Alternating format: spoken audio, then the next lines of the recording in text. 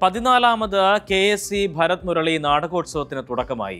ജനുവരി 24 വരെ നടക്കുന്ന നാടകോത്സവത്തിൽ 11 നാടകങ്ങളാണ് മാറ്റുരയ്ക്കുന്നത്. UAEയുടെ വിവിധ എമിറേറ്റുകളിൽ നിന്നും നിരവധി നാടകാസ്വാദകരാകും ഇനിയുള്ള ദിനങ്ങളിൽ സോഷ്യൽ സെന്ററിൽ എത്തുക. മാസ്റ്റർ മീഡിയ ദുബായി അവതരിപ്പിക്കുന്ന ഷൈജു അന്തിക്കാട് സംവിധാനം ചെയ്യുന്ന ആട്ടം എന്ന നാടകത്തോടെ നാടകോത്സവത്തിന് ഇന്ന് തിരിതെളിയും.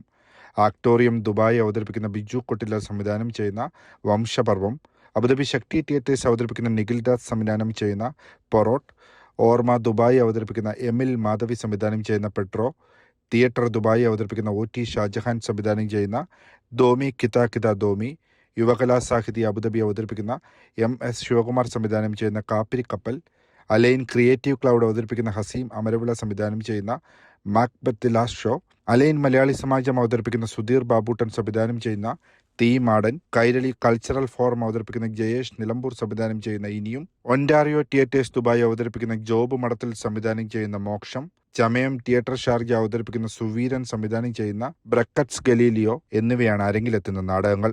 ഈ നാടകോത്സവത്തിൽ ഇത്തവണ 11 നാടകങ്ങളാണ് മാറ്റുരയ്ക്കുന്നത്. നാട്ടിൽ നിന്നും എത്തുന്ന നമ്മുടെ പ്രസിദ്ധയായ നടിയും തിയേറ്റർ പ്രവർത്തകയുമായ സജിത മഠത്തിലും രമേഷ് വർമ്മ സാറുമാണ് ജഡ്ജസായിട്ട് ഇവിടെ എത്തിച്ചേരുന്നത്.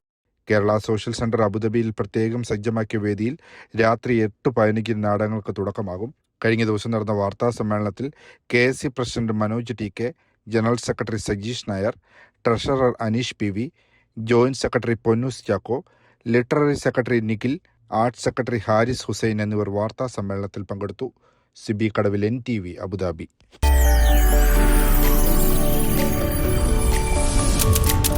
NTV UAE to the world.